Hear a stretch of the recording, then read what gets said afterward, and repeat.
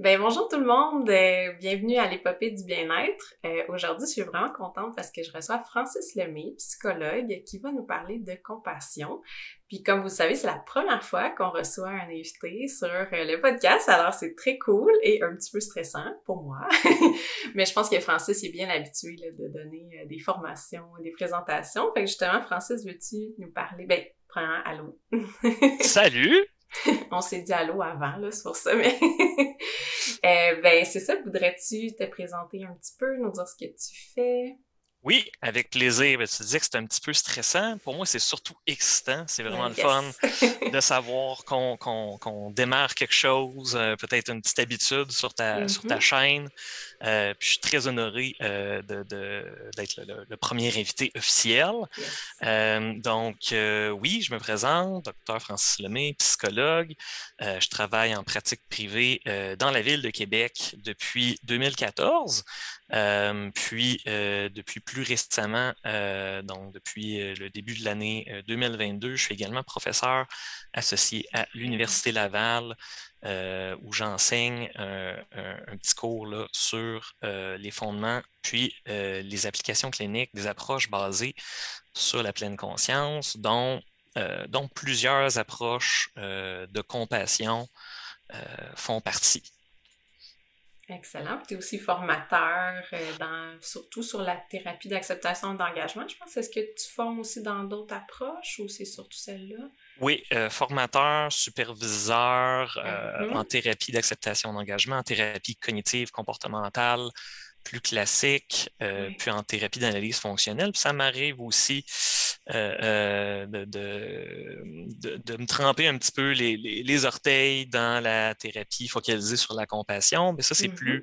c'est plus nouveau pour moi. OK, good. Je puise plus mes outils de l'ACT puis de Mhm. la TCC.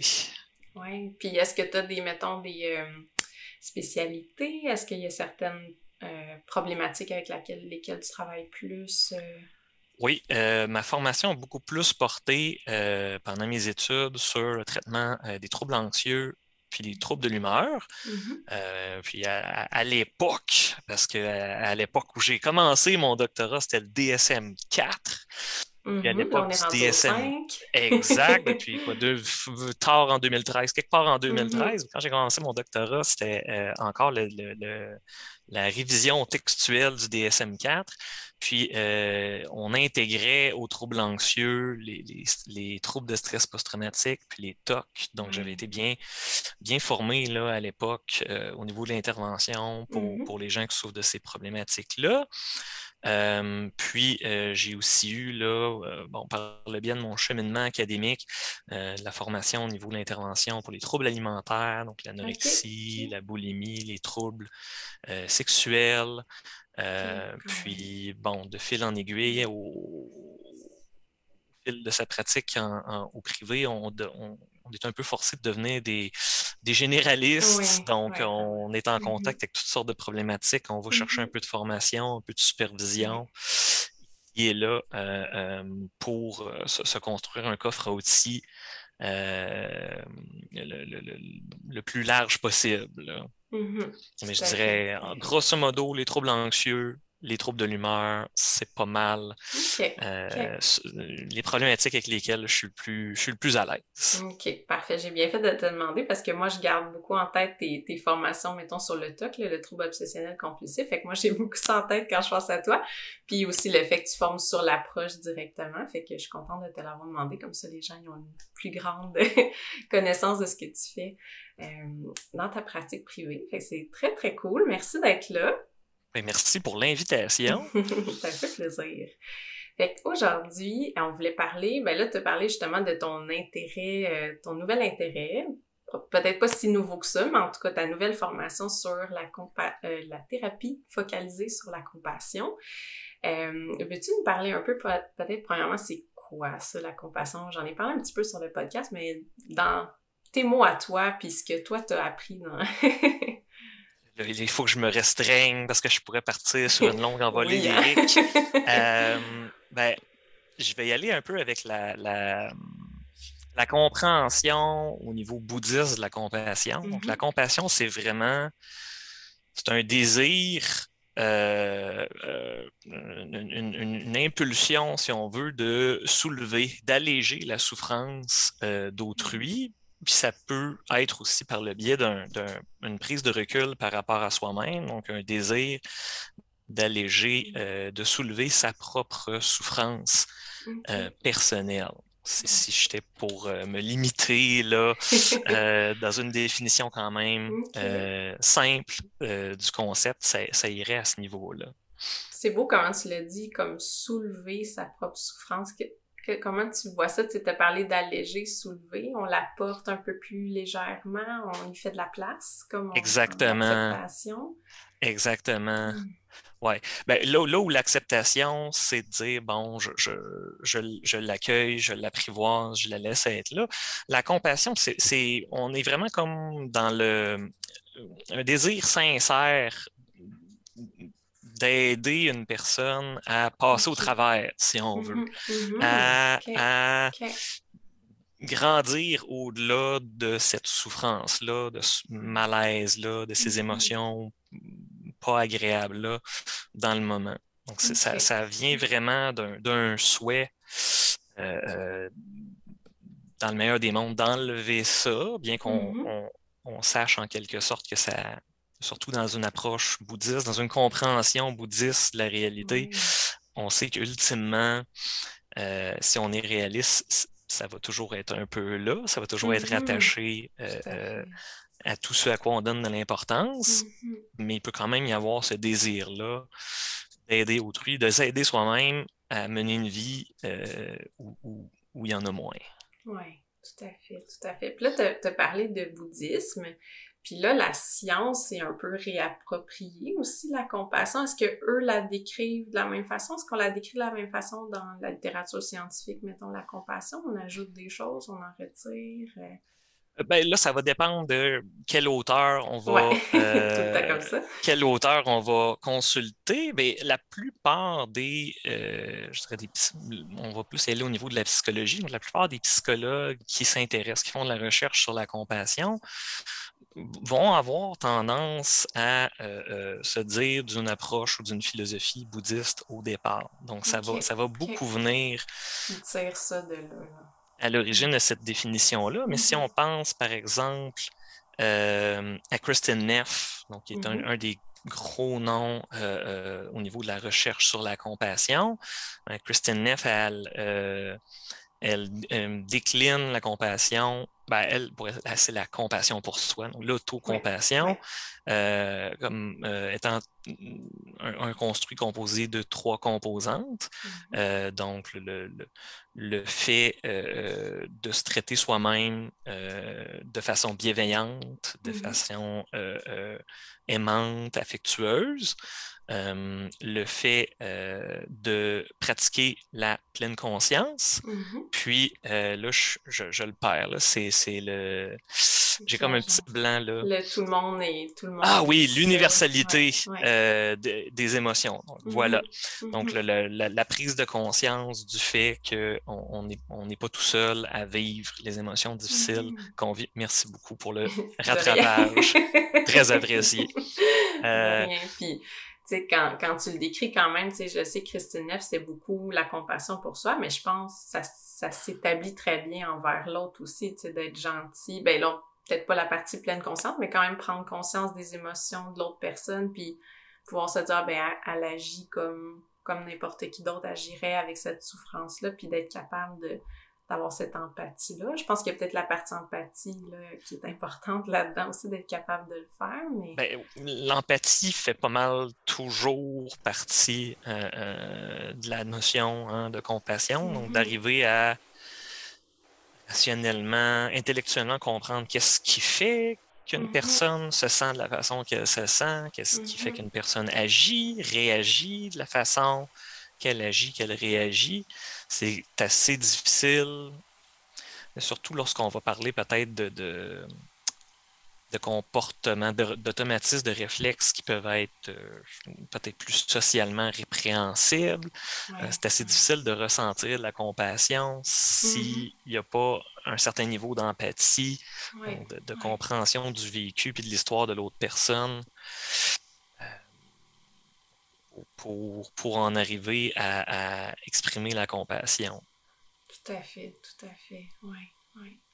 Puis c'est ça, tu sais, nous, on avait décidé de parler de ce sujet-là parce que je te parlais un peu de qu'est-ce que les gens qui écoutent le podcast, qu'est-ce que les auditeurs en ce moment apprécient. En tout cas, jusqu'à présent, un peu ce que je voyais comme tendance. Puis là, je te dis, ah, ben, tu sais, le perfectionniste, ça l'a pogné beaucoup, le tout ou rien, le syndrome de l'imposteur, puis toute la partie, justement, compassion pour les autres, gratitude, tu sais, comme je t'avais fait ce portrait-là, puis là, t'avais dit, ouais, on pourrait parler de compassion. Qu'est-ce qui a fait que, en parlant de ça, c'est ça qui t'est venu en tête? Pourquoi quand ces gens-là, nous, on aurait besoin de développer de la compassion? Ben, peut-être pas besoin, autant Ouais, peut-être pas que besoin. peut-être que ça pourrait être intéressant de voir si de s'appliquer un petit peu plus de compassion, ça puisse aider à alléger ce fardeau-là.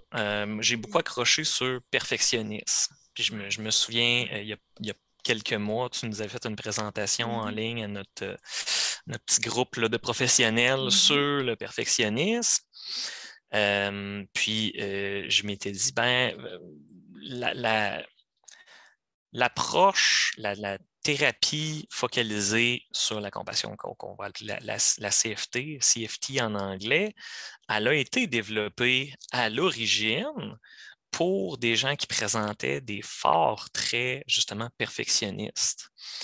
Ouais. Donc, des gens chez qui la honte était une émotion très, très régulièrement prédominante, donc chez qui il y avait comme ce fort réflexe-là, soit de se taper dessus, de se blâmer, d'être intransigeant envers soi-même, ou chez qui il y a toutes sortes de stratégies qui sont mises en place dans la vie de tous les jours pour éviter de se sentir justement honteux, en échec, pas à la hauteur, ainsi de suite.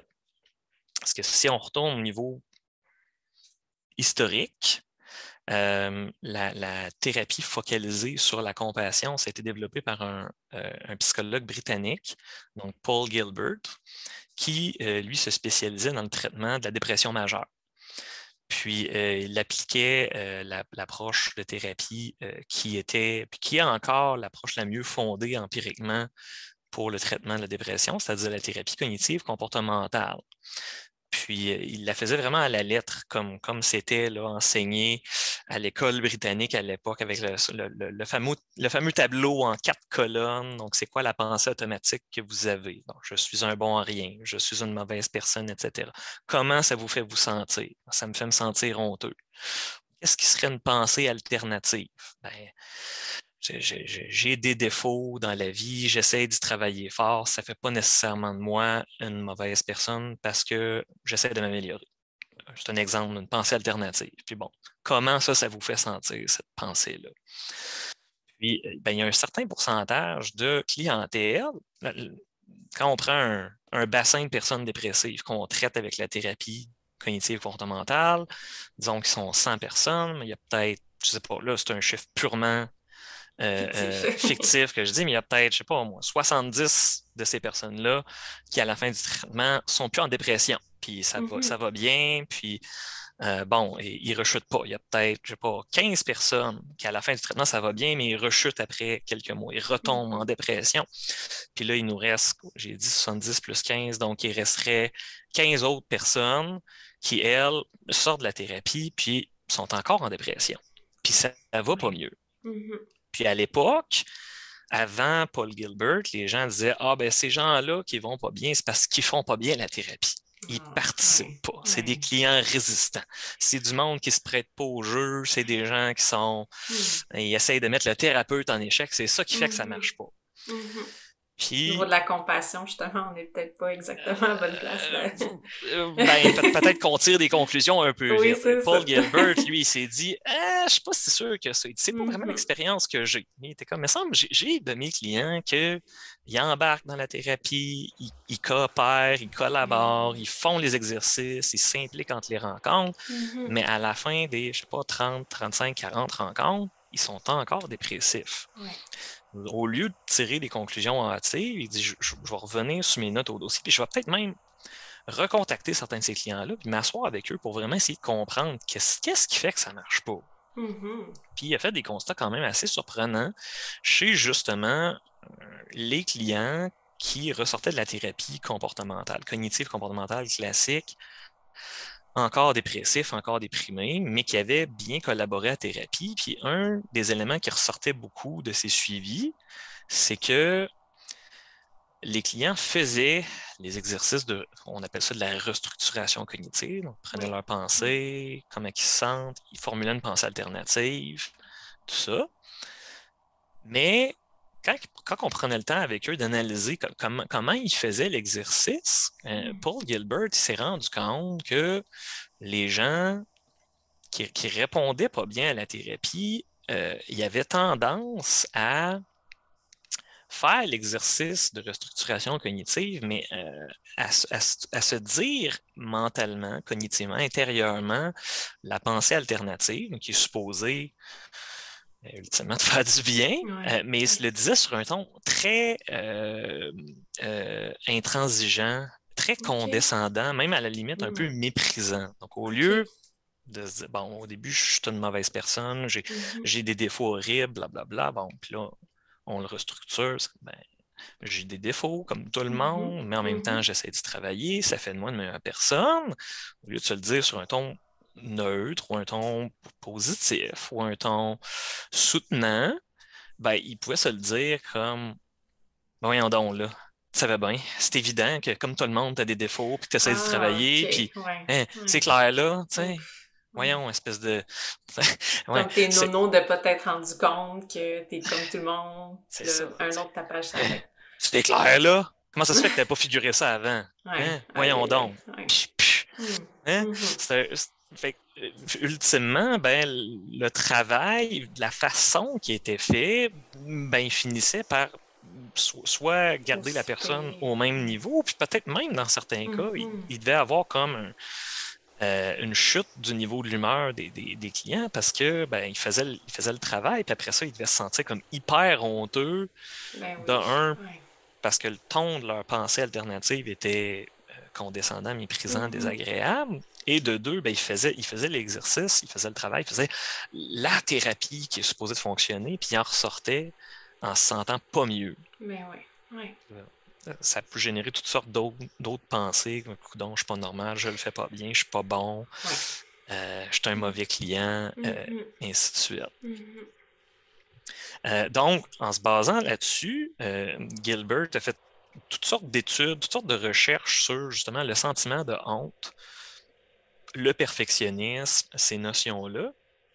Puis il a trouvé, puis je dis lui et plusieurs autres collaborateurs ont trouvé toutes sortes de liens dans toutes sortes de disciplines connexes à la psychologie clinique, dont la psychologie évolutionnaire, la neuropsychologie, ainsi de suite, toutes sortes de pistes d'intervention qui pourraient servir ultimement à bonifier la thérapie cognitive et comportementale, faire en sorte que les gens qui baignent depuis très longtemps dans la honte, dans le sentiment d'inadéquation, dans l'impression de ne pas être à la hauteur, le perfectionnisme excessif, et ainsi de suite, pour les aider à tirer profit.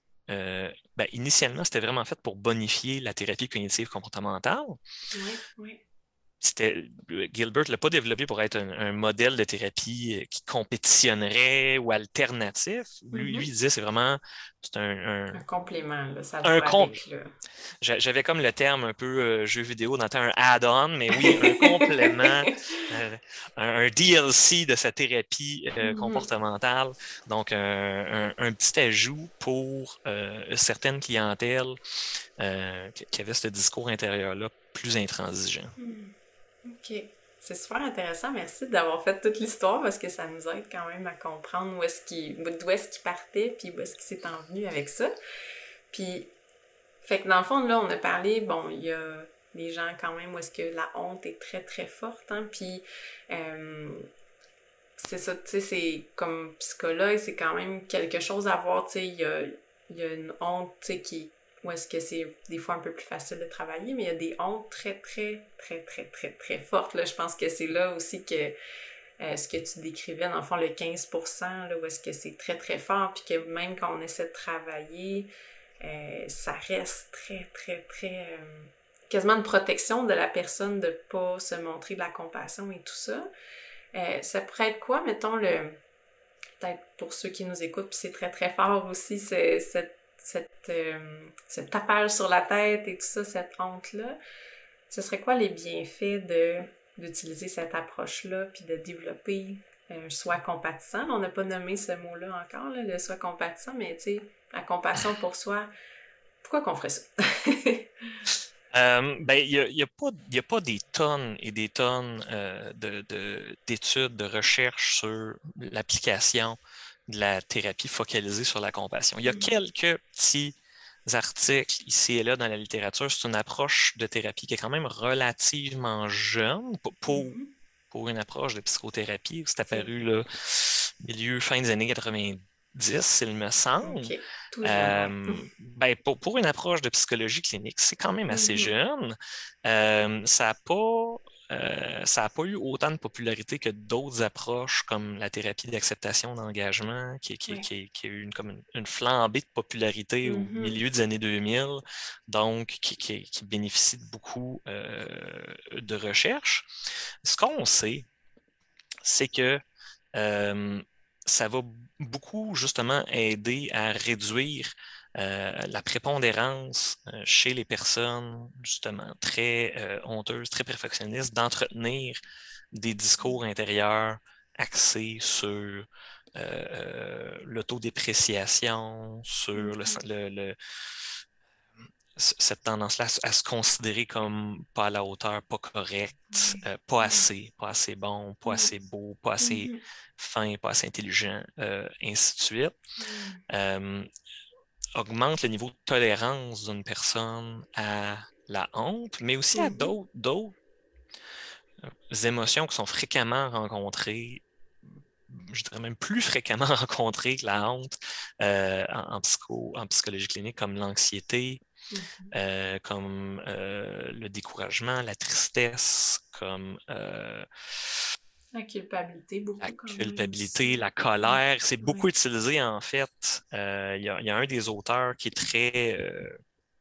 et que moi, j'apprécie vraiment beaucoup au niveau de la CFT qui s'appelle Russell Coates. Lui, c'est beaucoup spécialisé dans l'intervention auprès des personnes qui souffrent de difficulté de gestion de la colère. C'est une approche qui est très, très utile parce que, bon, la personne qui essaye de se sortir de la colère, souvent, mais parce que sa colère va avoir fait des dégâts. Hein? Puis plus souvent qu'autrement, c'est des dégâts dans le cercle social rapproché. Hein? Je vais avoir dit, ou je vais peut-être même avoir fait des choses que je regrette d'avoir dit, que je regrette d'avoir fait aux personnes les plus proches autour de moi, ma famille, mes amis, ma famille immédiate, des fois, ma blonde, mon chum, mes enfants.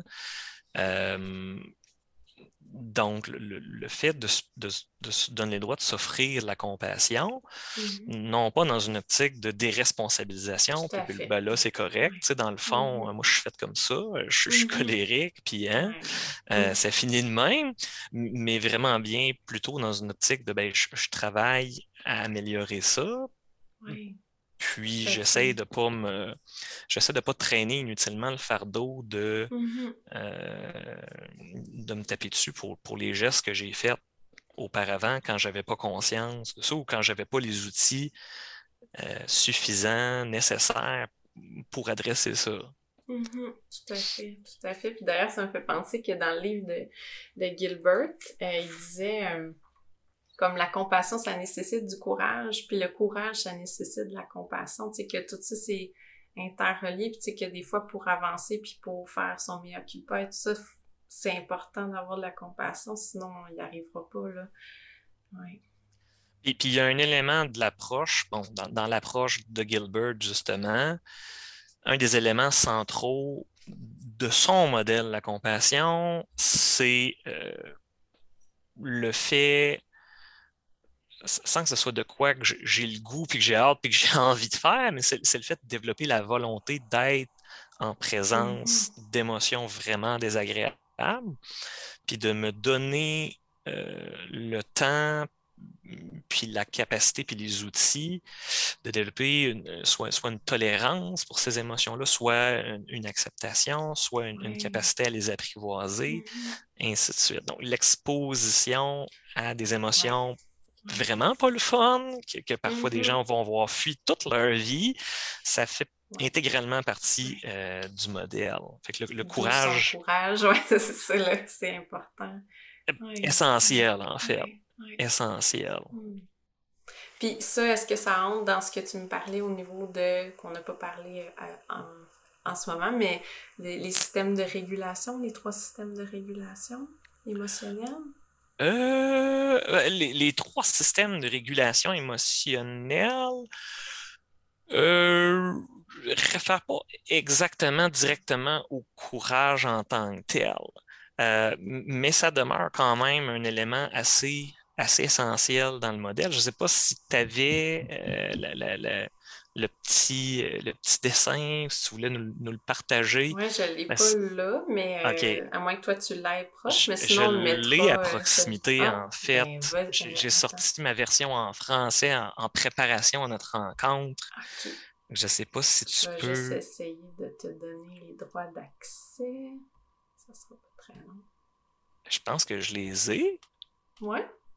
Ben, j'ai le Mercos. Ah, bouton. mon Dieu. Aha! Efficace. Oh Aha! yes, ok, un visuel en plus, ça c'est le fun. Merci à la pandémie pour m'avoir donné toutes ces aptitudes incroyables d'utilisation d'outils Technologique. techno que j'étais absolument pas capable d'utiliser avant mars 2020.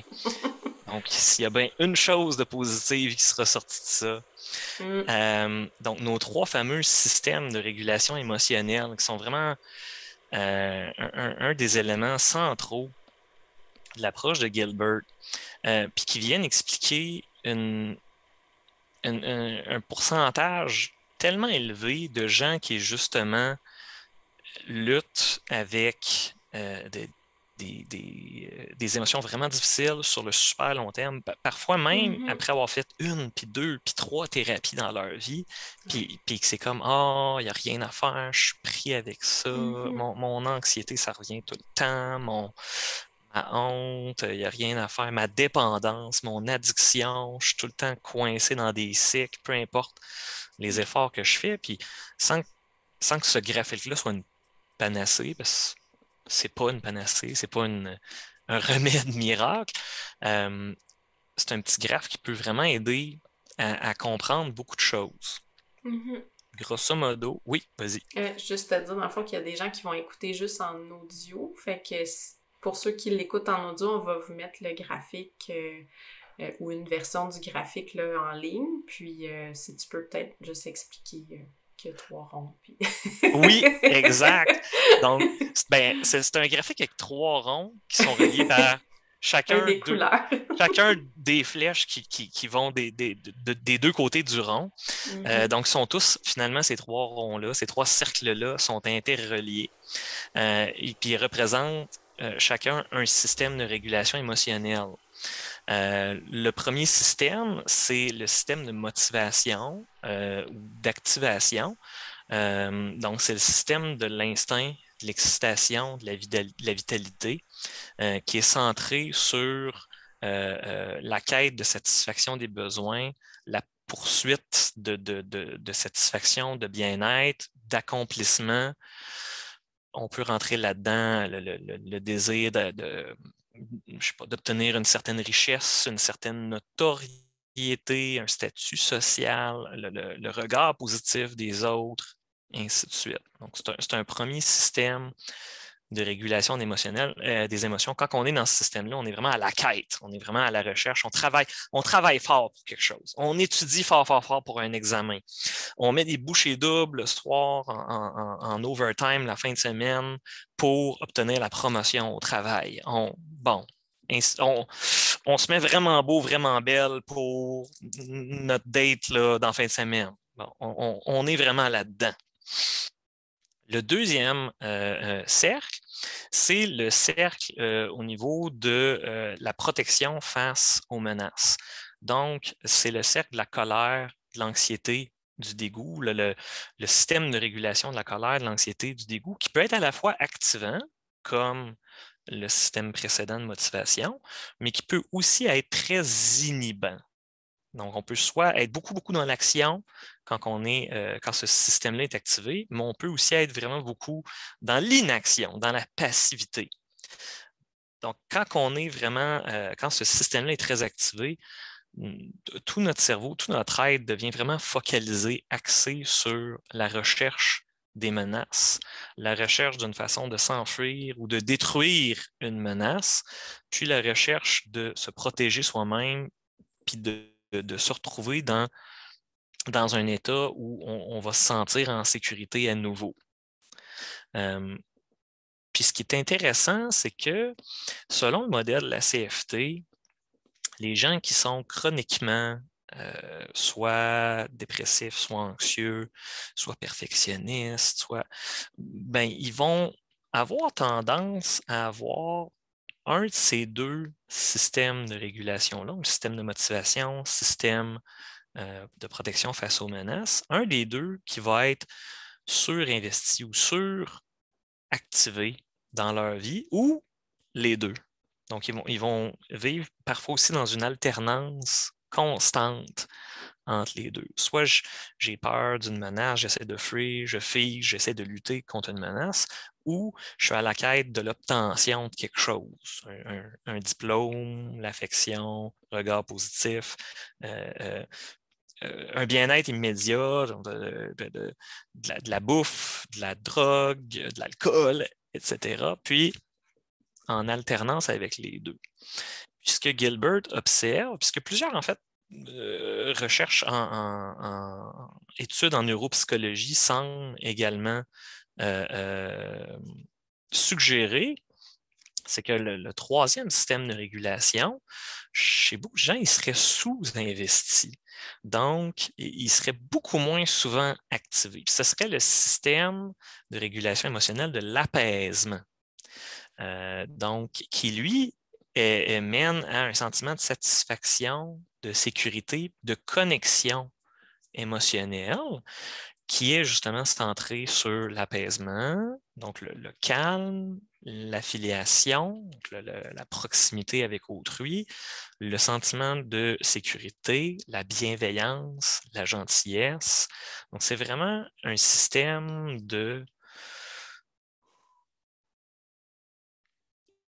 d'apaisement.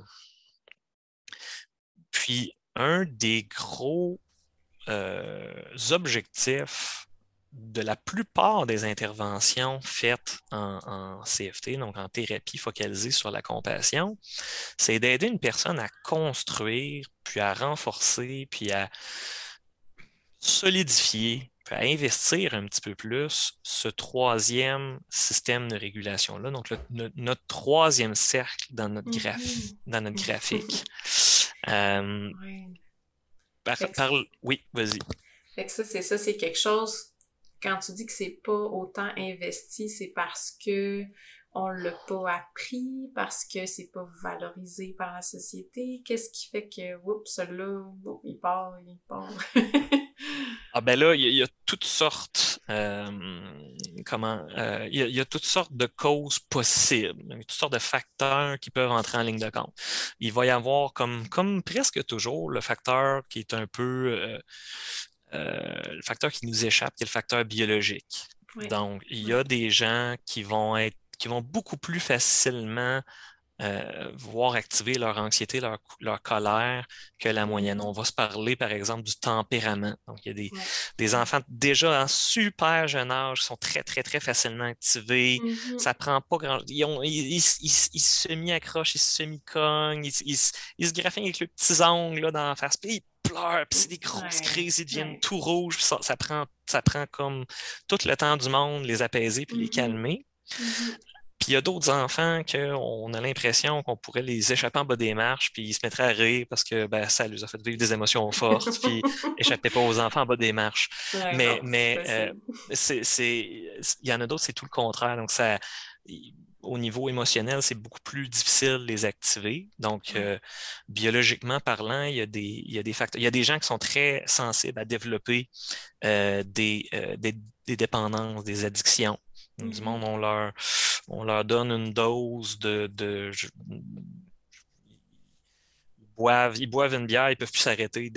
Tant aussi Ouais. longtemps qu'il y a de l'alcool dans la Mhm. place, ils vont tout vider ce qu'il y a, puis on dirait que ça a à peine d'effet sur eux. Mais il y Mhm. a d'autres personnes ils prennent une consommation, ils arrêtent, non, moi je touche plus à ça, il faut que je sois en mesure de conduire, ils sont très facilement en contrôle de ça. Puis il y a des prédispositions biologiques sur lesquelles on n'a pas de contrôle. Ouais. Ça, c'est important, surtout dans la compassion, de savoir qu'il y a des choses que c'est pas nous qui avons décidé d'être comme ça, là. C'est imposé par notre biologie, fait qu'on doit travailler avec cette partie-là, mais on n'a pas à se taper sa tête si on est fait comme ça. On peut travailler là-dessus et tout ça, hein. On peut essayer de l'activer plus, cette partie-là, mais ça reste que pourquoi se taper sa tête sur ben, je suis née avec des yeux bleus, puis qu'est-ce que tu veux que je fasse? Exactement. J'ai la génétique d'un gars de 5 pieds 8, fait je mesurais jamais 6 pieds 7. Oui, oui. Bon, c'est fait comme ça. Puis le caractère, le tempérament, ça en fait partie. On peut le Mhm. moduler un peu, Oui, ou on oui. peut aussi mettre en place des mécanismes raisonnables pour, par exemple, pas tomber constamment dans des situations à risque pour, par exemple, une dépendance, si on sait qu'on est très Mhm. sensible à ça. Mais à un certain niveau, on est comme un peu des élastiques. Il y a un certain niveau au-delà duquel on ne peut pas davantage tirer sur un élastique Oui. sans qu'il snap, sans qu'il casse. Mhm. Tout à fait, tout à fait. Donc, c'est un élément. Mhm. Un autre élément va être le style d'attachement qu'on a développé. Donc, Oui. les gens qui ont un style d'attachement qu'on va appeler sécure, donc ils vont avoir eu au moins une figure parentale ou familiale avec laquelle ils ont toujours senti qu'ils étaient en sécurité, envers laquelle ils ont toujours Mhm. senti qu'ils pouvaient se retourner et se revirer pour aller se déposer, pour se sentir sous surveillance, se sentir à l'aise d'explorer, d'expérimenter, d'aller de l'avant. Ben pour eux, ça va être plus facile d'avoir leur système de régulation des émotions, le cercle de l'apaisement, que Mhm. les gens qui ont des styles d'attachement dits plus anxieux ou plus évitants. Oui. Donc, les gens qui vont avoir manqué un peu de ça à l'enfance, on sait que ça peut jouer. Donc, ça peut créer des gens dont le système de régulation émotionnelle de l'anxiété ou de la motivation est beaucoup plus investi. Mhm. Oui. Oui. Puis, tu sais, ça nous amène un peu à parler de ces personnes-là qui sont réfractaires à la compassion, là. Puis, tu sais, on en a parlé ensemble, mais tu sais, c'est une phobie de la compassion. Tu sais, c'est au-delà d'une peur, là. C'est comme quelque chose, un rejet, là. Vraiment, il faut faire vraiment attention à Russ Harris, qui est un grand auteur, là, dans la thérapie d'acceptation et d'engagement. Il disait, ben, je pense que ça doit être une métaphore, en fait, qui est utilisée pas mal en acte, là, mais l'espèce de le backfire, là, tu sais, comme quand les pompiers ouvrent la porte, là, puis que là, le feu, le feu, il sort tout d'un coup. Il disait que c'est ça, des fois, à travailler avec la compassion. Il faut y aller très doucement parce que sinon, ça peut vraiment nous sauter d'en face. Oui, C'est quoi cette phobie-là? Eh ben, veux-tu qu'on enlève oui, le oui, oui. graphique? C'est quoi cette phobie-là de la compassion? Ah, ben, ça aussi, ça peut avoir été ce que Gilbert et ce que Coates vont avoir tendance à dire, c'est que généralement, les gens qui ont une...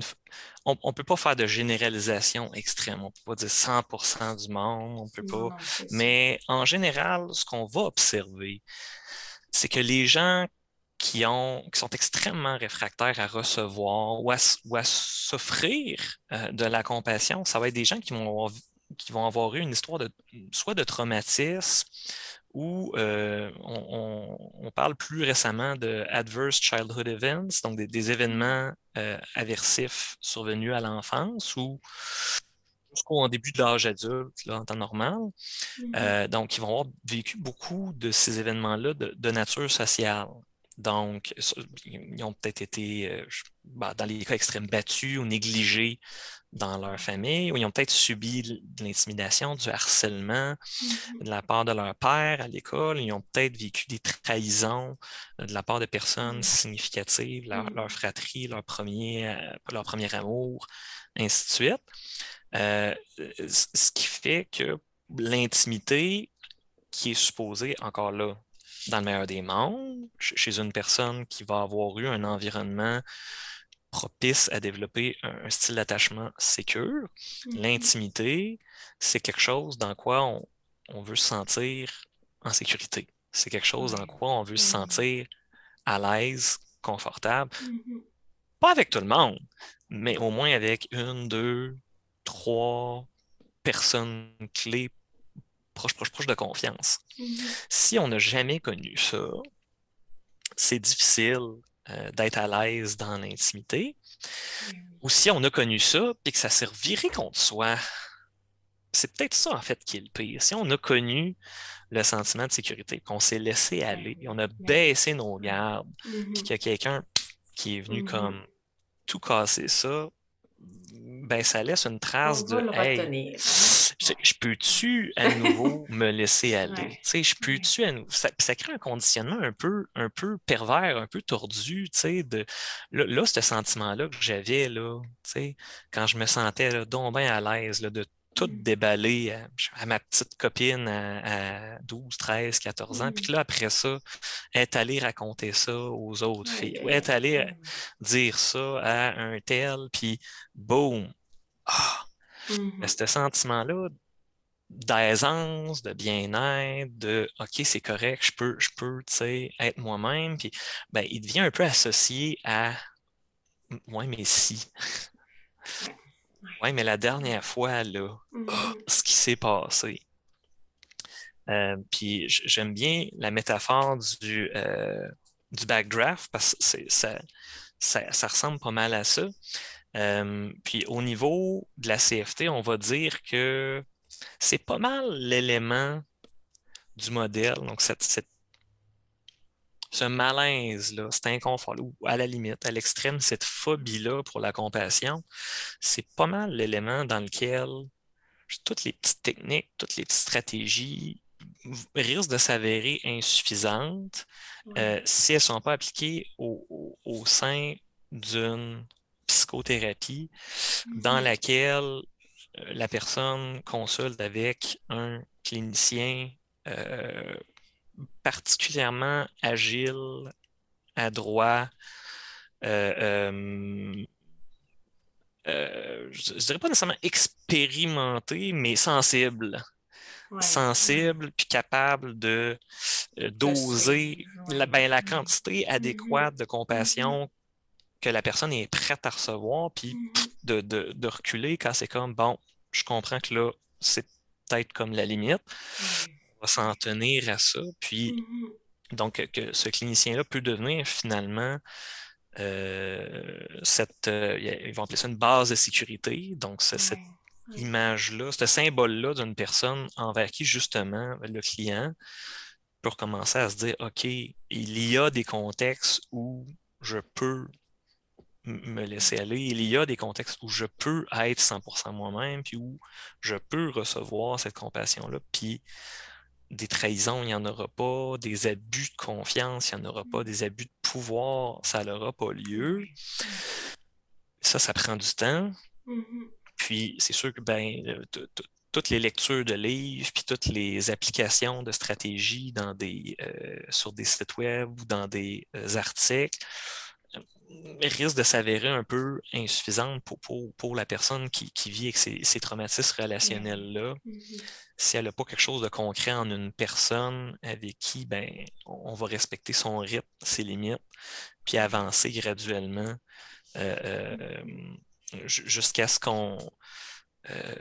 Russell Coles parle de dégeler des crevettes.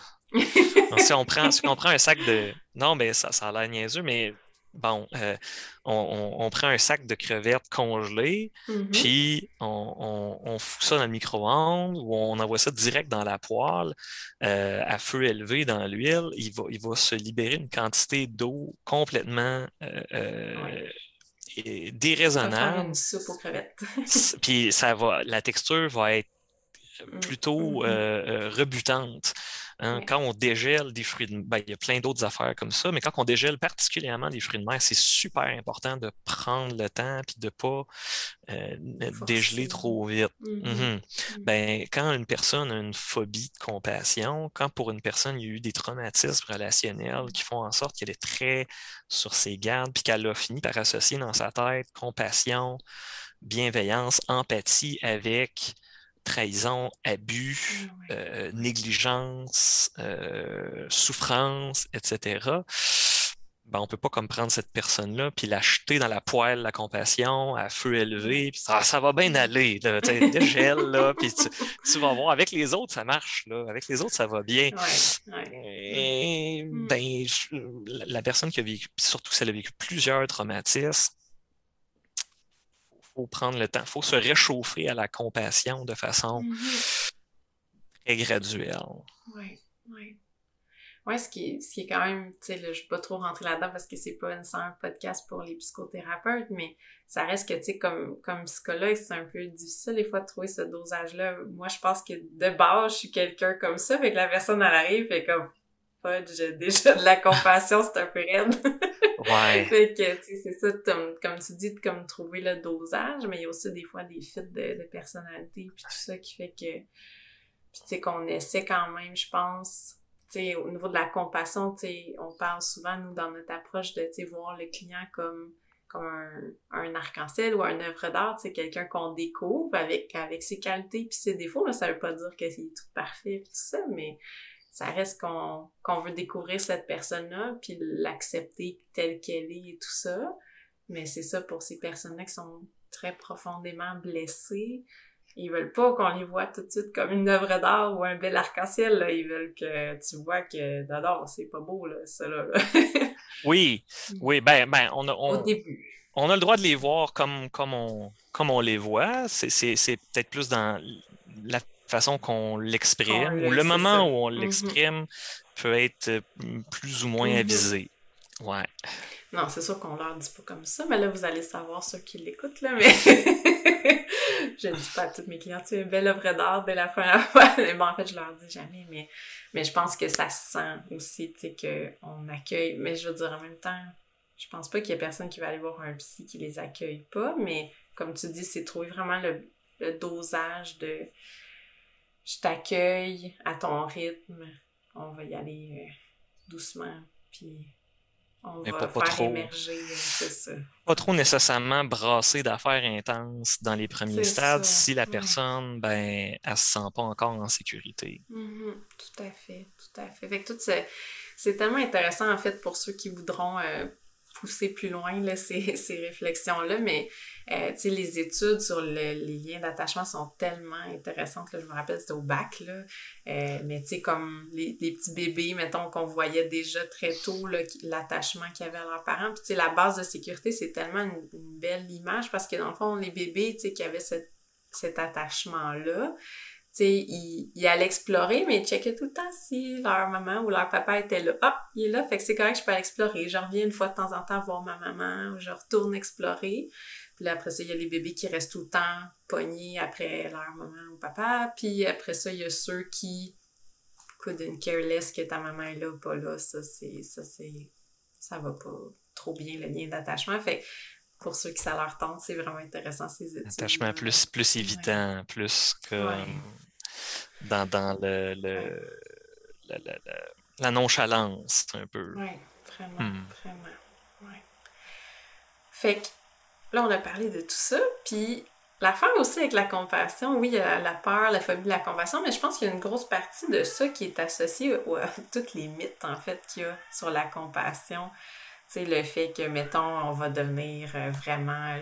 Au début, tu parlais de se déresponsabiliser, puis c'est vraiment pas ça, mais il y a quand même cette image-là que on va devenir paresseux, pas performant, qu'on va justement se déresponsabiliser, faire comme, bah non, je suis une œuvre d'art et un arc-en-ciel tout le temps, puis je suis Oui, comme ça. finalement, ça va nous rendre ultra narcissiques, Oui, puis c'est ça, alors que... Ouais. égocentriques, puis Hmm. désagréables, finalement. C'est ça, là. C'est ça, la compassion. C'est en plein ça. Ah, C'est non! exactement ce qu'on veut. On veut transformer les gens, puis les formater à être des personnes égocentriques, narcissiques. Ben non, On ben en non, a ben non, ben non. besoin de ça dans Ça le prend monde. plus de personnes. Non. Euh, Évidemment, puis ça s'inscrit un peu dans la crainte, la peur, de la compassion. Puis en quelque part, je, je disais souvent à l'époque que le cerveau humain, c'est un organe qui est profondément xénophobe. Il a peur de ce qu'il ne connaît pas. Mhm. Euh, Si une personne s'est très rarement offert de la compassion, ou si une personne s'est rarement vue offrir de la compassion dans des contextes où c'était pas menaçant, où c'était pas accompagné de conditions, de coûts sérieux, Mhm. genre, tu sais, je vais te donner de la compassion, mais en échange, il va falloir que tu me donnes plein d'affection physique. Ou je vais te donner de la compassion, mais en échange, il va falloir que tu me sois comme à 100% loyal dans toutes les situations possibles et imaginables. La personne qui a jamais connu ça, une compassion qui était vraiment pure ou Mhm. altruiste, une vraie compassion, ben, elle a toutes les raisons de l'univers d'en avoir peur.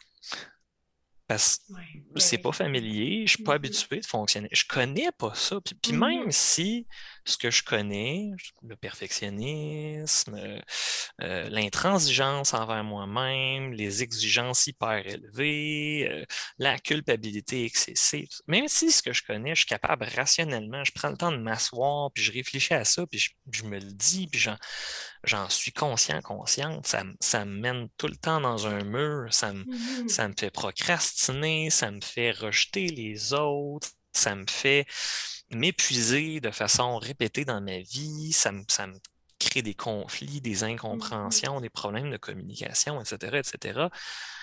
Hey, il faut que j'arrête ça, ça marche pas. Puis que l'alternative, c'est ouais, mais je sais pas, moi, ça, si ça marche. Ouais, ben c'est ça, puis qu'on l'a pas essayé, on peut pas savoir. Ouais. Ben, j'ai toutes les raisons du monde d'en avoir peur, tu sais. Mhm. Puis même si je vais avoir comme une professionnelle de renom, docteur Morin est vraiment bonne, est excellente, c'est la meilleure au Québec. Ça fait une ou deux rencontres, elle me dit, ah, ben, je pense que ce qui aiderait, ça serait de la compassion. Ouais, t'es un peu, là, tu Oup, sais. oup, oup. Es-tu Ouais. bien certaine, Ouais, là, c'est docteur ça. Morin, de ça, Mm. là? T'es-tu comme sûr, sûr, sûr? On peut pas l'être. Non. Ben, est-ce qu'on peut, je sais pas, au moins l'essayer, voir qu'est-ce que ça donne, Ouais, puis c'est ça. Plus aller dans la curiosité, dans expérimenter. OK, quand je fais ça, qu'est-ce que ça fait? Puis, tu sais, souvent aussi, on dit, ben, là, ce qu'on a essayé jusqu'à présent, ça fonctionne pas si bien que ça. Hein. Tu sais, des fois, les stratégies qu'on a, ça nous aide pas beaucoup à long terme, même à moyen terme. À court terme, ça marche très bien, c'est pour ça qu'on le fait, mais ça reste que là, après, ben, est-ce qu'on a envie d'essayer autre chose puis voir si ça nous aide ou pas, tu sais? la curiosité qui est super proche du trait de personnalité, ouverture à l'expérience, qui Qui est est le trait de l'inverse de... personnalité qui est le plus fortement corrélé à l'intelligence. La Ouais, ouais. curiosité, c'est vraiment un état d'esprit, c'est vraiment une qualité qui est associée à beaucoup de résultats positifs Mhm. chez l'être humain. Les personnes plus curieuses, généralement, beaucoup plus d'aptitudes, de capacité d'adaptation, un bien meilleur fonctionnement social. Donc, c'est une qualité qu'on a tout intérêt à cultiver, surtout quand on est dans une Vraiment. démarche Ouais. d'amélioration personnelle, de Mhm. psychothérapie, de découverte de soi, ainsi de Yes! suite. Moi, j'ai une grande fervente de la curiosité. J'ai même fait un podcast juste là-dessus parce que je trouve que c'est tellement important. Puis, tu sais, c'est drôle parce que, tu sais, en IO, là, en psychologie institutionnelle, organisationnelle, ils parlent beaucoup de fixed mindset puis growth mindset. Puis, tu sais, le fixed mindset, ça ressemble beaucoup au perfectionnisme. Puis le growth mindset, c'est l'inverse, c'est ça. Puis là, c'est plus dans la curiosité, essayer des affaires, faire des erreurs, puis voir, puis... Fait que, tu sais, c'est ça. C'est super intéressant, cette perspective-là. Puis, ouais, développer cette curiosité par rapport à la compassion aussi. Puis, tantôt, tu vas nous faire essayer des petites affaires aussi par rapport à ça, des exercices, c'est qu'on pourra développer aussi notre curiosité par rapport à ça, puis voir qu'est-ce que ça nous fait quand on cultive ou pratique la compassion. Absolument. Ben, c'est la meilleure façon, en fait, ouais. d'évaluer, c'est de l'expérimenter puis d'observer, bon, qu'est-ce que ça fait? De quelle façon ça m'affecte? Est-ce que ça marche pour moi? Est-ce que ça donne quelconque sorte de résultats? Plutôt que de m'en faire parler, puis rationnellement, ça a l'air bien intéressant, puis bon, après ça, je ferme mes trucs, puis je retourne faire exactement tout ce que je faisais avant. Bon, c'est comme ça faire parler des bienfaits de l'exercice. Ah, si vous faites du sport 3 heures par semaine, ça va vous aider à vous concentrer, vous allez mieux dormir, vous allez moins être essoufflé, etc. Vous allez avoir une vie sexuelle plus satisfaisante, bon, name it. Ah ouais, c'est super intéressant. Bon, je continue c'est ça, je continue à pas faire de sport, je continue à faire mon train-train quotidien puis pas faire de place pour ça, ben, il y aura peut-être pas de changement. Puis même ça, si je dis, OK, c'est bon, je sors, je vais jogger 1 heure, puis je retourne jamais après parce que le lendemain, j'ai pas mieux dormi, ou j'ai pas perdu de poids, j'ai couru 1 heure, je me pèse sa balance après, j'ai exactement le même poids que la veille. Bon, ça marche pas. Ouais, mais là, on l'a fait une fois. On peut-tu l'essayer pendant 1 mois, 2 mois, 3 mois, voir si les fameux bienfaits embarquent? Je pense que l'application de la compassion, c'est un peu similaire. Si je l'applique régulièrement, 1 semaine, 2 semaines, 3 semaines, 1 mois, est-ce que je vois quelque chose de différent? Est-ce que je vois qu'il y a quelque chose qui a changé dans ma vie? Ouais, fait que dans le fond, tu nous dis que c'est important de pratiquer ça un peu plus longtemps, pas une fois, puis pas... Ben, je pense que la curiosité, pour n'importe quelle aptitude, comme justement la compassion pour soi, comme la pleine conscience, je suis certain que tu en as parlé probablement à plusieurs reprises dans tes capsules. Pas tant! Pas okay. encore, mais il y a des choses qui s'en viennent par rapport à ça. mais comme pour les gens qui font de l'anxiété, de l'exposition, faire de l'exposition aussi. Si je m'expose une fois pendant 1/2 heure à l'affaire qui me fait peur, mais ça se pourrait que dans 6 mois, quand je recroise cette affaire-là, j'en ai encore peur. Si je m'expose à répétition, à un certain moment donné, mon cerveau comprend, mon affectif comprend que c'est pas si dangereux. Bon, et la curiosité, ça a souvent besoin de venir accompagné d'un certain niveau de rigueur, donc d'une certaine régularité, le développement d'une habitude pour nous permettre de constater les bienfaits. Oui, tout à fait. Fait qu'on vous recommande James Clear pour ça. Développer de bonnes habitudes. Pas de bonnes, développer de nouvelles habitudes qui nous amènent vers nos valeurs. C'est un très bon livre.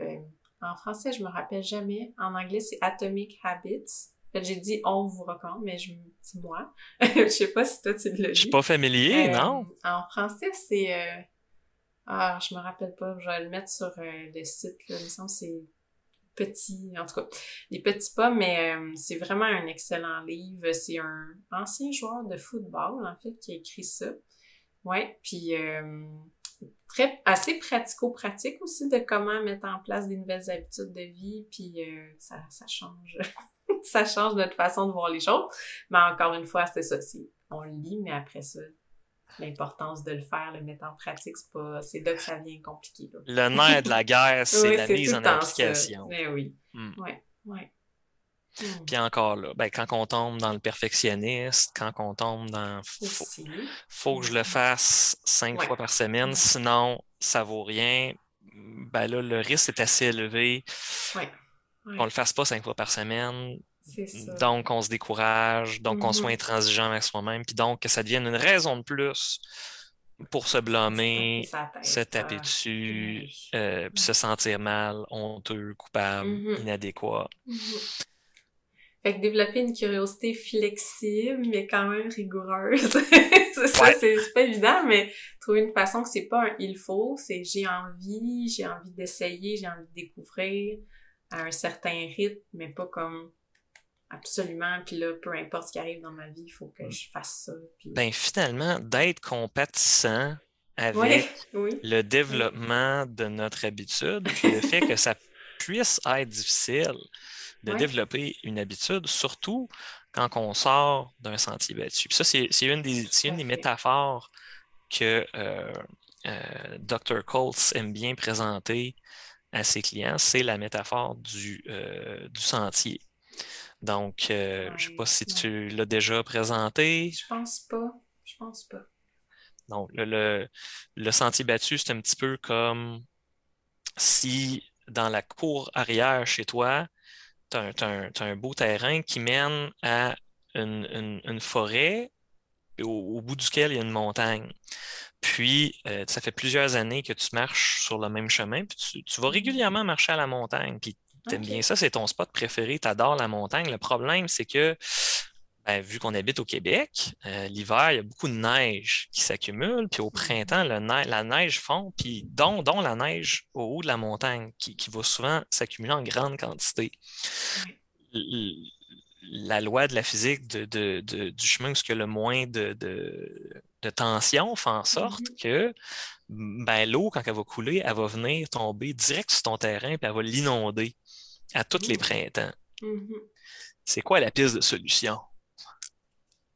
D'essayer de prendre d'autres petits chemins pour qu'elle puisse s'étendre un petit peu partout. Idéalement, te rendre sur la montagne, mais en passant peut-être pas par ta cour arrière, en passant peut-être par une rue avoisinante, un terrain public, un parc, quelque chose comme ça, pour faire en sorte qu'ultimement, peut-être pas le printemps prochain, peut-être pas celui d'après, mais faire en sorte qu'à la longue, le chemin sur lequel tu marchais depuis des années, il finit par se reconstruire, il finit par redevenir bien fourni.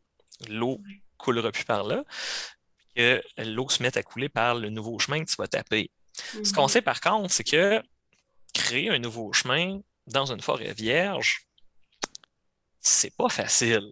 Non, mais non. On sort des sentiers battus, littéralement. On se met à marcher sur des terrains plus escarpés, il y a des racines, il y a des herbes hautes, il y a toutes sortes de végétation dérangeante dans le chemin. Ça peut être décourageant. C'est beaucoup plus forçant, c'est beaucoup plus exigeant physiquement de prendre le nouveau chemin. À tout le moins, les 5, 10, 15 premières fois que tu le prends, ça peut être tentant de se décourager et de recommencer à prendre le vieux chemin. De recommencer à marcher sur ton bon vieux sentier battu. Mais si tu maintiens la discipline, l'habitude de créer ton nouveau, à un certain moment donné, ça va être tout aussi facile, ton nouveau chemin, que l'ancien, puis l'ancien va se regarnir, va se refournir. C'est une belle métaphore, Et ultimement, c'est ça, développer une habitude. Puis cette forêt-là derrière chez vous, ultimement, c'est l'équivalent de ton cerveau. Les chemins, les neuronaux vont se modifier, il y en a qui vont s'affaiblir, les vieux qui sont moins utilisés, les nouveaux vont se renforcer.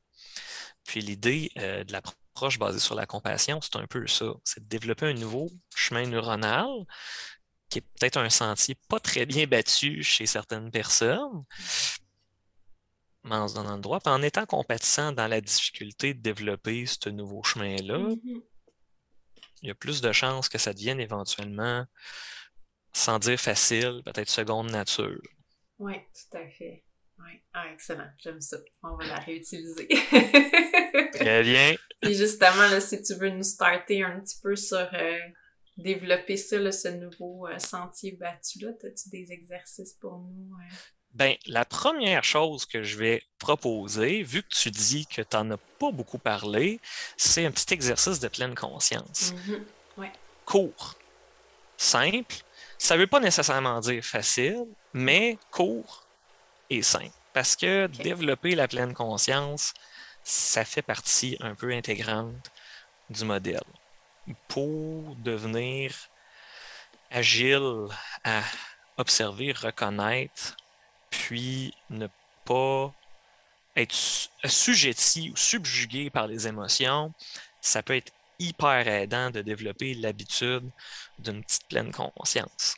Donc, je te propose, puis je propose à tous tes auditeurs, tes Ben oui, fans, pourquoi pas. le Épopée Universe de ce monde, un petit exercice de, je dirais, maximum 5 minutes. OK. Donc, ce que je propose à tout le monde, c'est de s'asseoir confortablement dans sa chaise. Idéalement, si vous avez une chaise, c'est vraiment bien. Sinon, essayez de vous asseoir le plus confortablement possible là où vous soyez. Je vais vous inviter aussi, si vous êtes à l'aise de le faire, à fermer les yeux. Si vous n'êtes pas à l'aise de fermer les yeux, c'est bien correct. Vous pouvez aussi choisir de fixer un point devant vous. Puis, on va simplement commencer en prenant quelques respirations. On n'essaie pas nécessairement de les contrôler.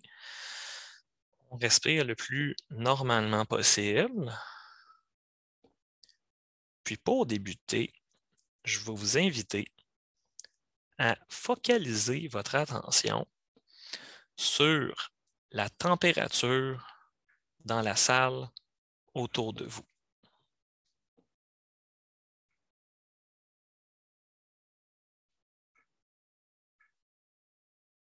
Sans jugement, sans critique. La température est comment autour? Chaud, froid, tiède, imperceptible.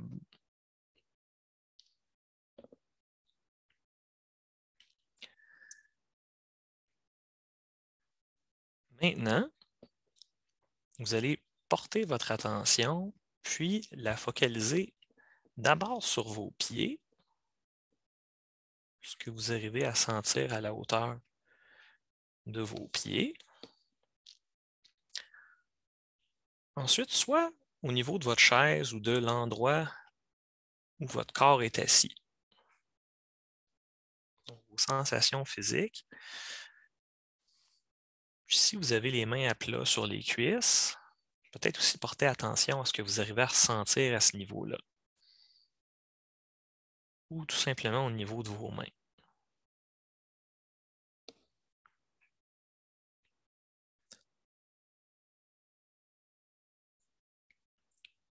Je vais maintenant vous inviter à porter attention au son autour de vous. Qu'est-ce que vous entendez?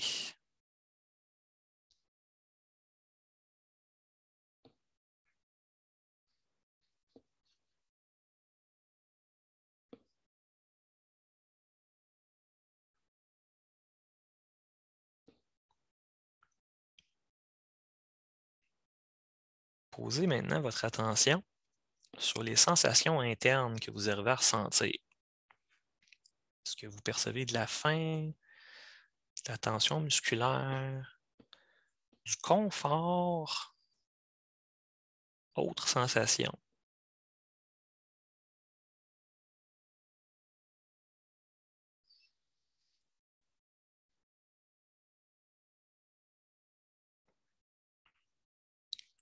Laquelle des sensations internes que vous venez d'observer est la plus saillante, la plus évidente? Essayez de garder votre attention focalisée sur celle-ci.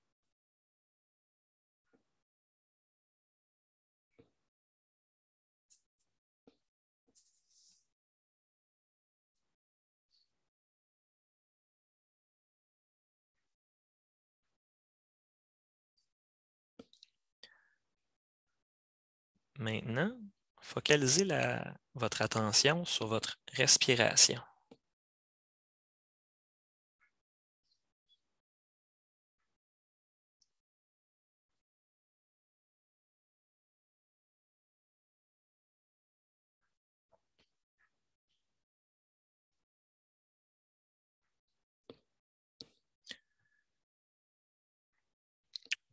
augmenter le niveau de complexité, je vais maintenant vous inviter à porter attention aux émotions à l'intérieur de vous.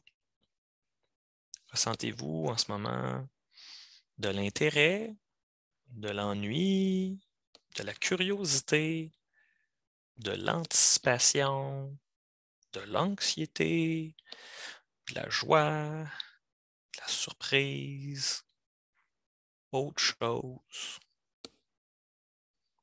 Essayez d'être attentif à ce que vous ressentez.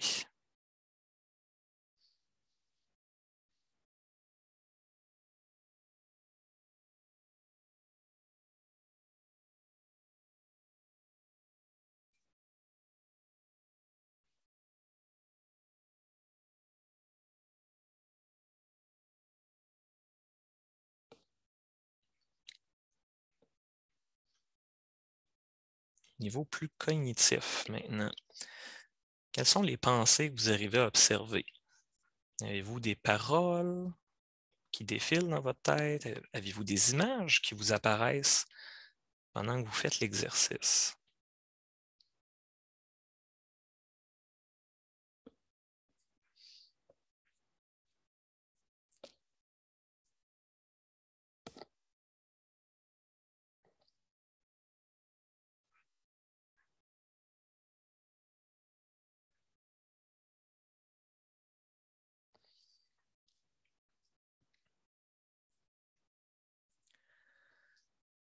Puis pour terminer, c'est peut-être une question qui va vous être plus pertinente, plus intéressante si vous répétez l'exercice de façon régulière. Mais je vous pose quand même la question.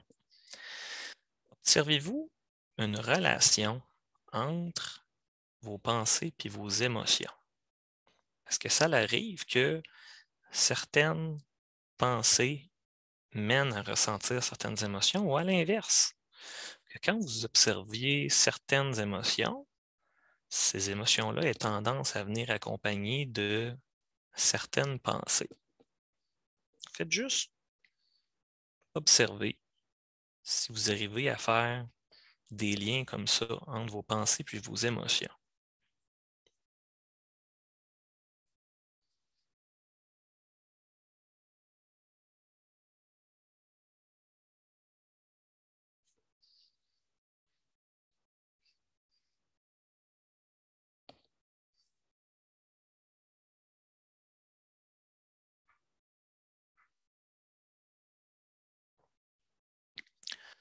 Pour terminer notre exercice, je vous demande de faire un petit exercice d'auto-observation, d'auto-évaluation. Pendant l'exercice, votre cercle, donc votre système de régulation émotionnelle de motivation, donc de quête de satisfaction, d'enrichissement, d'appréciation, de bien-être, à quel point il était activé. Donc, sur une échelle de 1 à 10, 10 étant maximalement activé, 1 étant à peine, vous vous êtes trouvé la plupart du temps à combien? Votre système de protection face aux menaces, le système de l'anxiété, de la colère, du dégoût, à quel point il était activé, lui, sur l'échelle de 1 à 10? Puis, votre système de régulation émotionnelle, d'apaisement, de calme, de connexion, de bienveillance. Celui-là, sur une échelle de 1 à 10, vous auriez coté son niveau d'activation à combien?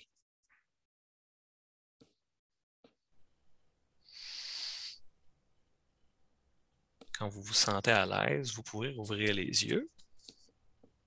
L'exercice est complété. Donc là, guider ensemble comme ça prend un certain temps. L'idée, on appelle ça un check-in, donc un petit peu comme quand on s'inscrit, quand on entre à l'hôtel. Donc, c'est un check-in de pleine conscience. On essaie de faire son petit check-in de pleine conscience, idéalement une fois par jour. Okay. Puis, l'idée, c'est de développer ce petit réflexe-là de porter flexiblement son attention à différentes parties, puis de voir, est-ce que ça contribue de quelque façon que ce soit à équilibrer dans ma journée le niveau d'activation de mes 3 systèmes de régulation émotionnelle. Pratiquez-le, puis observez, voir l'effet que ça peut avoir. Merci. Ouais, c'était génial comme exercice quand même. C'est ça, c'est sûr, c'est la première fois que dans un exercice de pleine conscience, il y a les trois, les trois systèmes. Puis il y a aussi d'autres choses que tu avais demandé. Ah oui, le lien entre les pensées et les émotions. Je trouvais ça cool aussi. D'habitude, non, je fais pas ça dans les pleines consciences, fait que c'est très cool. Puis je trouve que ta voix est super apaisante. C'est la première fois que je faisais une pleine conscience avec toi aussi. Fait que Oh, l'exercice de pleine conscience avec toi, ouais, c'est cool. Tu nous cool, je suis mets dans le content. mode, dans le cercle de l'apaisement. Peut-être pas cette fois-ci. Peut-être ça prend un petit peu plus de pratique Ben oui, vous le pour certaines réécouterez, là. personnes. Réécouterez Francis. Puis refaire la pratique par soi-même, tranquillement pas vite, Ouais. d'intégrer. Donc, un petit 20 à 30 secondes dans chaque. Mhm. Donc, même température, ressenti physique, respiration, émotion, etc. Ouais. Ouais. Ça va durer. Là, ça dure un petit peu plus que 5 minutes, là, finalement. Mais limitez-vous autant que possible. Un petit 5 minutes. C'est pas trop prenant. Ça ne Mhm. requiert pas une discipline là, militaire à mettre en place. Puis ça peut avoir des beaux effets là, intéressants. Good. Merci. Merci. Puis en terminant, voulais-tu faire l'autre exercice que tu m'avais parlé, la lettre? Oui, oui, avec plaisir. Donc, peut-être un petit peu de mise en contexte pour cet exercice-là que, bon, finalement, je vais donner des consignes, puis les gens pourront faire l'exercice peut-être après, j'imagine, après avoir, ou ils poseront à la fin de la section, puis ils pourront faire l'exercice. Euh, un des aspects centraux, en fait, je pense que dans le cadre d'une thérapie focalisée sur la compassion, c'est probablement que la majorité des exercices tournent autour de ça. Tu en as glissé un mot plus tôt, là. Il y a quand même un bon moment. C'est le développement d'un soi compatissant.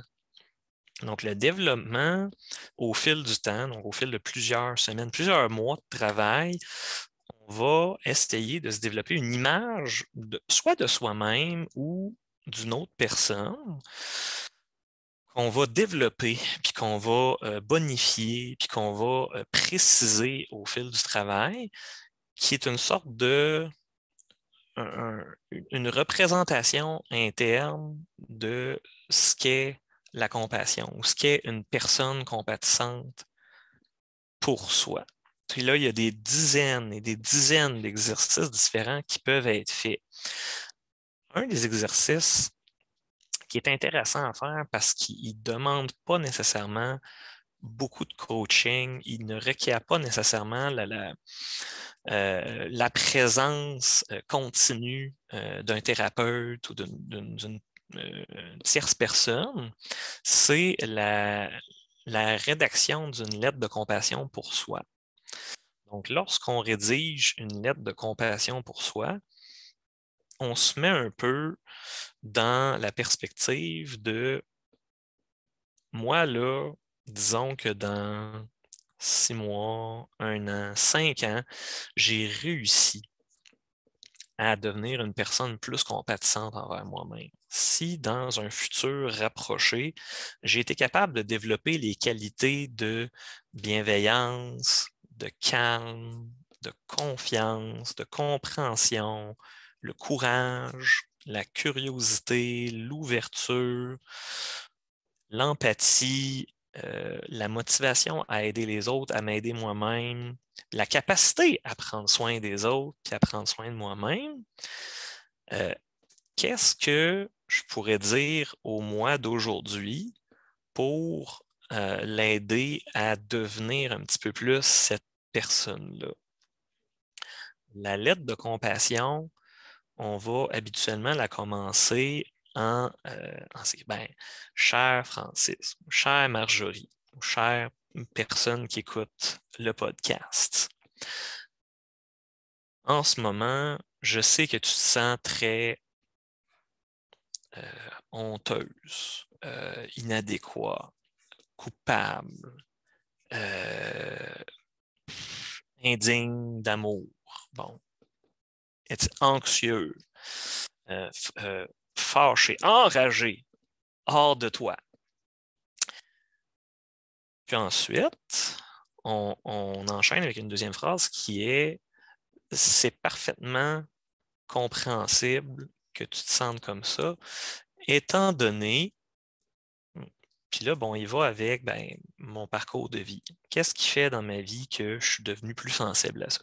On y va aussi avec qu'est-ce qui est plus récemment a déclenché ces émotions-là chez moi? Qu'est-ce qui fait que, donc vraiment d'une position empathique, vraiment une position compréhensive. Donc, je suis à Marjorie, en ce moment, je sais que tu te sens honteuse. Cette détresse est compréhensible parce que il s'est passé X, Y, Z la semaine dernière. Puis il y a une rencontre que tu as faite cette semaine qui ne s'est pas bien déroulée. Et on enchaîne avec j'aimerais cependant que tu saches que.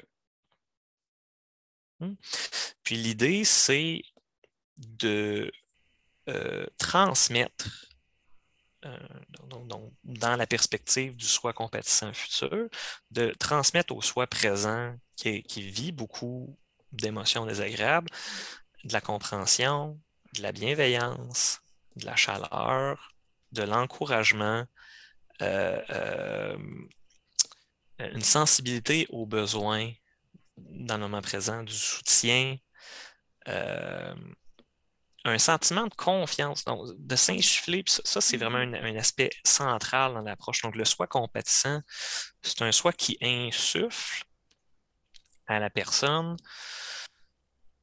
une certitude que peu importe quoi qui va arriver, la personne va s'en sortir. La personne va s'adapter. La personne va développer des stratégies, puis s'en tirer avec une compréhension accrue, avec des apprentissages, avec peu importe. C'est une sorte de un feeling de on va passer au travers. On va le faire ensemble. Je suis avec toi, tu n'es pas tout seul. C'est Ainsi encore de la suite. base de sécurité, on dirait, qui ressort. Hein? Tu es Je suis capable. là, puis on va le Tu es faire capable ensemble. d'apprendre, tu peux grandir au travers de ça. Regarde tout ce que tu as fait jusqu'à maintenant. Regarde tous les progrès que tu as fait depuis le début. Ce n'est qu'un commencement. Il y a plus loin. Bref, ça n'a pas besoin d'être nécessairement des clichés et des phrases préfaites, autant que on veut que ce soit compréhensif, empathique, senti, puis que ça transmette ces qualités-là. Évidemment, c'est normal que si vous n'ayez jamais fait ça, vous vous sentiez mal à l'aise de le faire. Ça se pourrait que vous ayez du doute, que vous vous questionnez si vous allez être capable de faire la lettre, si vous allez bien faire la lettre. Une fois que la lettre est faite, vous allez vous demander si c'est une bonne lettre, si elle est correcte, si elle est à la hauteur, si elle est mauvaise, si elle est poche, si elle ne sert à rien, si elle vaut la peine d'être lue. Vous pouvez aussi intégrer ça dans votre lettre. OK? Ça fait partie des éléments qui peuvent être adressés par votre soi compatissant dans la lettre. Est-ce qu'on s'attend à ça quand même, c'est ça, ce genre de ça, pensée-là? ça peut arriver. Des fois, les gens chez qui on fait faire ce travail-là de développement de lettres peuvent avoir besoin d'appliquer la compassion pour soi à l'exercice de rédaction d'une lettre de compassion lui-même. Ça fait partie de la game. Ça fait partie de la game parce qu'on ne veut pas non plus que le perfectionnisme vienne un peu empoisonner la démarche. Puis le perfectionnisme ou les stratégies de composition avec la honte, ils vont avoir tendance à s'immiscer dans tout, partout. C'est ça, exact. Fait que On, votre on- lettre, elle va être bien parfaite comme elle est. Puis vous pouvez vous montrer de la compassion si vous sentez pas qu'elle est parfaite. parfaite dans toute son imperfection. C'est ça, exact, exact. Ça, c'est important. Ouais. Ouais. Puis bon, ben, évidemment, il y a des gens il y a des gens pour qui ce genre d'exercice-là, ça va parler. Ça va vraiment Ouais, comme être ça de va être. quoi Ouais, ouais. d'évocateur. Puis il y a des gens un petit peu moins. Il y a des gens, ah, j'aime pas ben ça écrire. Puis c'est pas le genre d'affaire que je. Dans l'approche, il y a des dizaines et des Ouais, dizaines mais oui. d'autres exercices alternatifs qui peuvent être faits. L'idée, c'était vraiment juste de donner un petit avant-goût euh, de quoi ça peut avoir l'air. Oui, tout à fait. Puis, tu sais, on le dit souvent, ça, tu sais, les exercices, c'est pas pour tout le monde. Fait que, tu sais, on les essaie. Justement, on est dans la curiosité, l'expérimentation. Puis, on essaie de voir pour nous, est-ce que ça colle ou ça colle pas. Puis après ça, si ça colle pas, bon, on en essaie d'autres. Mais c'est pas, ça colle pas parce que je trouvais pas que c'était parfait. Ça, c'est un autre affaire. Ouais, C'est, moi, ça me fait rien ou c'est juste trop weird de me parler comme si. Ouais. exact. Il y a pas Hey! de one size fits all en Non, psychologie. non, vraiment La pas. réponse la plus fréquente qu'on obtient en posant une question à un psychologue, c'est ça dépend. Ouais. Euh, C'est plate, hein, avoir cette réponse-là, mais c'est ça pareil. Hmm, hmm. On est trop nuancé, c'est ça qu'on se disait l'autre fois, je pense, hein, que c'est difficile des fois parce qu'on on a, ben pas qu'on n'a pas le choix, mais tout est complexe, tout est nuancé, on peut pas juste dire non, c'est comme ça, puis ça va marcher pour tout le monde. Ça serait donc beau, on n'aurait plus de job. Exactement. Les êtres humains ne sont pas des ordinateurs Mais comme non, c'est ça. préprogrammés avec Ouais. des lignes de code qui exécutent des fonctions déterminées par je sais pas, un ingénieur, un programmeur. Ouais, ouais. Ça serait simple, mais ça serait très différent, puis on serait plus des humains à ce moment-là. Ouais, ça nous Ouais. prendrait un autre job. Oui, c'est ça. Hey, merci Francis. Mon Dieu, on a parlé pendant full longtemps, puis c'est parfait. Je pense qu'on aurait pu en parler vraiment longtemps. Il y a tellement de choses à dire à propos de cette approche-là. T'avais-tu d'autres choses, toi, que Ah ben est-ce que écoute, tu sens que t'as vidé ton sac? je pourrais continuer à en parler pendant des heures et des heures et des heures, mais pour, euh, pour ménager les gens qui écoutent ton podcast, C'est ça ma pour cause. éviter qu'il y ait trop de personnes qui tombent endormies pendant l'écoute, qui fassent une écœurantite aiguë, je pense que ça serait tout à fait acceptable qu'on se limite à ce Je contenu-là. pense aussi. Je pense Hmm. aussi. Ouais. Les auditeurs te remercient, mais je suis sûre qu'ils ne tomberont pas endormis. T'es très intéressant puis passionné, fait que ça paraît. Puis je pense pas qu'on s'endort. Puis de toute façon, les gens ont le droit d'arrêter puis de recommencer à un autre moment. Effectivement. Ça peut être une façon extrêmement compatissante d'écouter Oui, un c'est ça. podcast, Tout à fait. d'y Tout aller à à fait. petite dose. Ouais. Eh ben, merci beaucoup. Je suis vraiment contente d'avoir fait cette première entrevue-là avec toi. Ça s'est super bien passé, je trouve. Puis, tu étais super généreux. Merci énormément. Ben, merci à toi pour l'invitation. Le plaisir est également partagé. Puis ça me fera plaisir là, de repasser si éventuellement tu souhaites me Partie réinviter. 2. Partie 2 de tout ce Avec qu'on grand pourrait plaisir. dire. Oui, oui, oui, oui. Good. Excellent. Excellent. Bon, ben, bonne journée tout le monde. Puis, on se revoit pour un prochain épisode. Bye bye.